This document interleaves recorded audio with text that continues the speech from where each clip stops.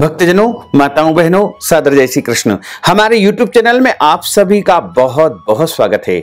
मैं हूं आपके साथ आचार्य धर्मेंद्र शास्त्री। आज हम आपको हरियाली तीज के विषय में महत्वपूर्ण जानकारी देने जा रहे हैं। हरियाली तीज का व्रत आपको कब करना है तथा तृतीया तिथि का प्रारंभ कब से कब तक रहेगा, इस व्रत का क्या विधान है, पूजन आपको किस प्रकार करना चाहिए तथा व्रत वाले दिन कौन कौन से नियमों का पालन करना चाहिए। तो हरियाली तीज का संपूर्ण विधि विधान हम आपको बताने जा रहे हैं। तो आपसे अनुरोध है कि इस ज्ञानवर्धक वीडियो को अंत तक जरूर देखिएगा और अधिक से अधिक लोगों को शेयर भी करिएगा। तो सबसे पहले आपको और आपके पूरे परिवार को हरियाली तीज की बहुत बहुत शुभकामनाएं और बधाइयां। भगवान शंकर तथा माता पार्वती का भरपूर आशीर्वाद आपके जीवन पर सदैव बना रहे। आप सभी भक्तजन, माताएं, बहनें सुखी रहें, स्वस्थ रहें, व्यस्त रहें और मस्त रहें। हरियाली तीज जो कि श्रावण माह के शुक्ल पक्ष की तृतीया तिथि को मनाई जाती है, इस तृतीया को स्वर्ण गौरी तीज के रूप में मनाया जाता है तथा इसे मधुश्रवा तीज भी मनाया जाता है। विशेषतः इसका नाम हरियाली तीज के नाम से जाना जाता है।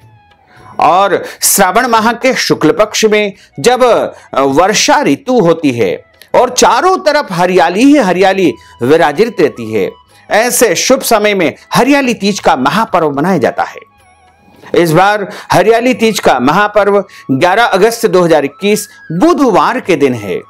हालांकि तृतीया तिथि का आरंभ 10 अगस्त की शाम को 6:10 से हो जाएगा, जो कि 11 अगस्त को शाम को 5:25 तक तृतीया तिथि रहेगी।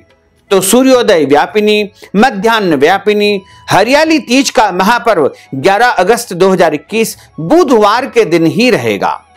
इस व्रत को सभी माताएं बहनें कर सकती है। वैसे तो मुख्य रूप से इस व्रत को सौभाग्यवती महिलाएं करती है, लेकिन यदि कुंवारी कन्याएं अपने जीवन में उत्तम पति की प्राप्ति करना चाहती है या अच्छा दाम्पत्य जीवन चाहती है तो वो भी इस व्रत का पालन कर सकती है। इसके साथ ही यदि विधवा महिलाएं अगले जन्म में अच्छा दाम्पत्य जीवन चाहती है तो वो भी इस व्रत का पालन कर सकती है। हरियाली तीज के दिन सुबह जल्दी उठ करके स्नान करें, नित्य कर्म से निवृत्त हो जाए, भगवान सूर्यदेव को जल चढ़ाएं, अपने नित्य कर्म यानी दैनिक पूजन अर्चन संपन्न करें। उसके पश्चात शुद्ध मिट्टी एकत्रित करें या फिर काले रंग की जो बालू रेती होती है उसे लेकर के आए। वैसे तो इस कार्य के लिए शुद्ध मिट्टी अत्यंत शुभ मानी जाती है। वैसे तो काले रंग की बालू रेती का भी इसमें प्रयोग किया जाता है। और एक केले का पत्ता लेकर आए, उस केले के पत्ते के ऊपर मिट्टी या बालू रेती के शिवलिंग की आकृति बनाकर के स्थापित करें तथा माता गौरा यानी पार्वती की मूर्ति बनाकर के स्थापित करें और इन्हीं के साथ में भगवान गणेश जी की भी वहां पर स्थापना करें।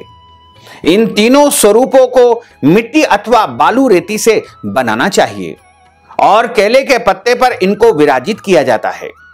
और जब मूर्ति की आकृति बन जाए तब इनका पूजन आरंभ किया जाता है। पूजन की थाली तैयार करें, उस थाली के अंदर कंकु, चावल, अबीर, गुलाल, हल्दी, मेहंदी, सिंदूर, चंदन, इत्र, अष्टगंध, कलावा, मौली, रक्षा सूत्र या फिर जनेऊ जोड़ा और वस्त्र आदि सभी सामग्री एकत्रित कर लेवे और फल, मिठाई जो भी भगवान को चढ़ानी है ये सारी की सारी वस्तुएं उस थाली में रख लेवे।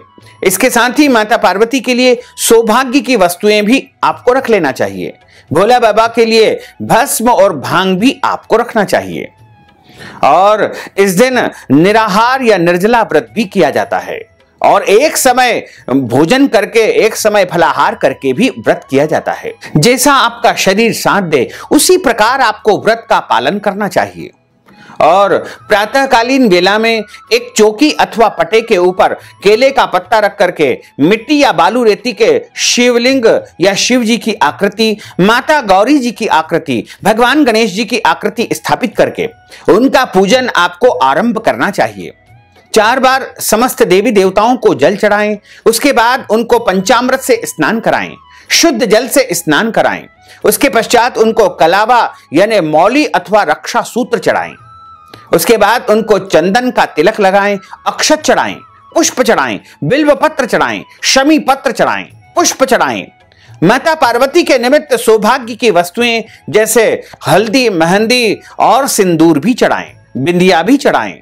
और सौभाग्य की वस्तु के साथ में आप चाहें तो साड़ी और कपड़े भी माता पार्वती को समर्पित कर सकते हैं। सभी सामग्री समर्पित करने के बाद में माता पार्वती भगवान गणेश जी को और शंकर जी को धूप और दीप दिखाएं। इसके बाद भगवान को भोग लगाएं। भोग में आप दूध से बनी मिठाई चढ़ा सकते हैं, फल का भोग लगा सकते हैं, या कोई भी शुद्ध और सात्विक सामग्री अपने घर में भी आप तैयार करके उसका भी भोग लगा सकते हैं। भोग के ऊपर बिलपत्र रख करके जल आपको घुमा देना चाहिए और उसके बाद पान, सुपारी, लौंग, इलायची आपको चढ़ाना चाहिए।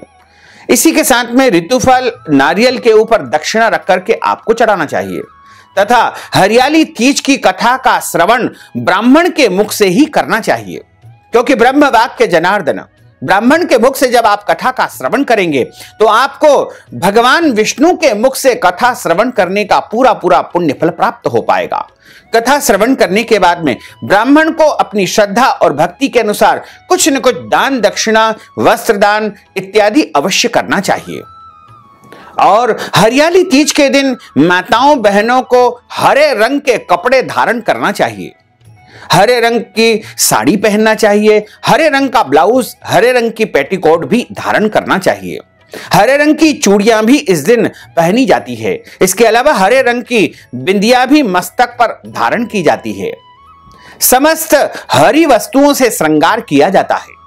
यदि सारी चीजें आपके पास हरी उपलब्ध न हो पाए तो आप कोई न कोई एक वस्तु हरी अवश्य धारण करें।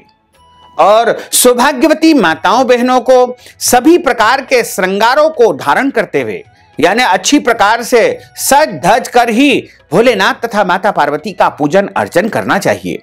पांवों में बिछिया और मेहंदी भी लगाना चाहिए, हाथ में और पांवों में महावर भी लगाना चाहिए। इसके अलावा मांग में सिंदूर लगाना चाहिए, गले में मंगल सूत्र भी पहनना चाहिए, हाथों में चूड़ियां जो कि हरे रंग की होना चाहिए। इसके साथ ही अन्य जो भी सौभाग्य की वस्तुएं हैं आप अच्छी प्रकार से धारण करके सज धज करके भगवान भोलेनाथ तथा माता पार्वती का पूजन करें।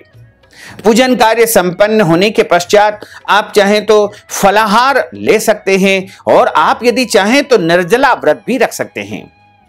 और अपनी सासू मां को इस दिन सौभाग्य की वस्तुएं दान की जाती है। सासू मां के लिए भी हरे रंग की साड़ी या जो भी वस्त्र अपनी सासू मां धारण करती है उनको हरे रंग की वस्तु दान करना चाहिए। चूड़ी, बिछिया, पायल, जो भी वस्तुएं आप दान करना चाहे वो सभी एक थाली में रख करके और भगवान को समर्पण करने के बाद में सासू मां को आप प्रदान करें और सासू मां का आशीर्वाद आपको लेना चाहिए। और इस दिन झूला भी झूला जाता है।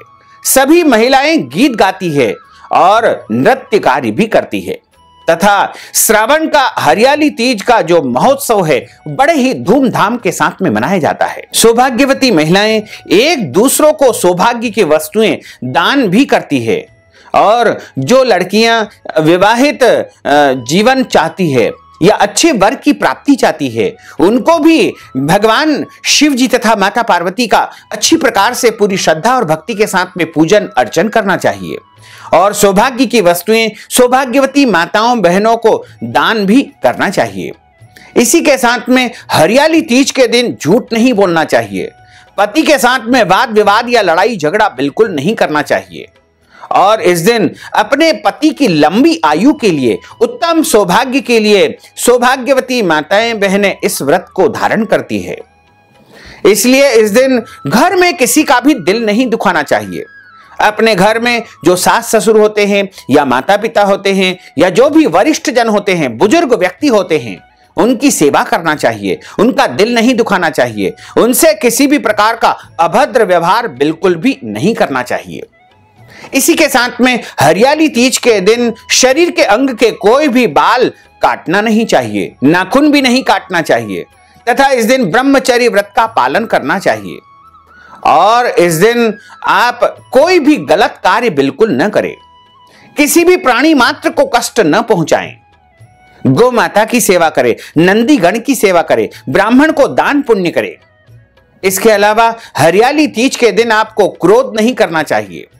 हरियाली तीज के दिन यदि आपके घर पर कोई भी याचक, भिखारी या जरूरतमंद व्यक्ति आता है तो उसे खाली हाथ नहीं लौटाना चाहिए, कुछ न कुछ उसे दान पुण्य अवश्य ही करना चाहिए। हरियाली तीज के दिन वृक्षारोपण भी किया जाता है, क्योंकि इस दिन हरियाली का महोत्सव मनाया जाता है। और ऐसे शुभ समय में यदि आप वृक्षारोपण करेंगे तो आपको महान पुण्य फल की प्राप्ति होगी, क्योंकि वृक्ष को देवी देवताओं की उपमा दी गई है। वृक्षों की सेवा करना चाहिए, वृक्षों की पूजा करना चाहिए। और इस दिन गलती से भी आपको पेड़ पौधों को काटना या छांटना बिल्कुल नहीं चाहिए। हरियाली तीज के दिन भगवान भोलेनाथ का रात्रिकालीन समय में भी पूजन अर्चन किया जाता है। कई स्थानों पर पूरी रात जाग करके भोले बाबा के भजन कीर्तन भी किए जाते हैं और हरियाली तीज की कथा का श्रवण किया जाता है, क्योंकि सबसे पहले माता पार्वती ने भोलेनाथ को पति रूप में प्राप्त करने के लिए ही हरियाली तीज का व्रत किया था। तभी से यह परंपरा आदिकाल से, अनादिकाल से निरंतर चली आ रही है। हरियाली तीज का व्रत सभी माताओं बहनों को रखना चाहिए, क्योंकि हरियाली तीज का व्रत करने से बाबा भोलेनाथ तथा माता पार्वती अत्यधिक प्रसन्न होगी। श्रावण का महीना है, भोलेनाथ का प्रिय महीना है। ऐसे में हरियाली तीज, जो कि भोले बाबा और माता पार्वती का परम प्रिय व्रत रहेगा। और इस दिन व्रत करने से, पूजा करने से, दान पुण्य करने से मनुष्य को अनंत गुना फल की प्राप्ति होती है। हरियाली तीज का जो व्रत करता है, वैसे तो इस तीज का जो व्रत है वह 24 घंटों तक निरंतर चलता रहता है। अगले दिन प्रातःकाल यानी 12 अगस्त 2021 गुरुवार के दिन सुबह माता पार्वती, गणेश जी और भोलेनाथ का पूजन अर्चन करने के बाद में उनको हलवे का और खीरा ककड़ी का भोग लगाना चाहिए और इसी से व्रत का पारणा कर लेना चाहिए। व्रत का पारणा 12 अगस्त को सुबह 5:30 बजे से लेकर के 8:30 बजे तक आपको कर लेना चाहिए। व्रत का जब आप पारणा करते हैं तो उस दौरान ब्राह्मण को आटा, दाल, चावल सीधे का दान करना चाहिए, वस्त्र दान करना चाहिए। आप चाहें तो गौ दान भी कर सकते हैं। और यदि ये सब सामग्री आप नहीं दे सकते हैं तो नगद राशि का भी आप दान पुण्य कर सकते हैं, क्योंकि हरियाली तीज के निमित्त, कथा श्रवण के निमित्त, ब्राह्मण भोजन के निमित्त, वस्त्र दान या सौभाग्यवती माताओं बहनों के निमित्त कुछ भी दान पुण्य यदि आप करना चाहते हैं तो आप हमारे पेटीएम के माध्यम से, गूगल पे के माध्यम से, फोन पे के माध्यम से या अकाउंट नंबर के माध्यम से नगद राशि पहुंचा करके हरियाली तीज का पूरा पुण्य लाभ प्राप्त कर सकते हैं। साथ ही आपसे अनुरोध है कि हमारे इस ज्ञानवर्धक वीडियो को अधिक से अधिक लोगों को शेयर करिएगा, लाइक करिएगा, कमेंट करिएगा और यदि अभी तक आपने सब्सक्राइब नहीं किया तो अभी और इसी समय सब्सक्राइब अवश्य कर लीजिए। आपको और आपके पूरे परिवार को सादर जय श्री कृष्ण, सादर धन्यवाद।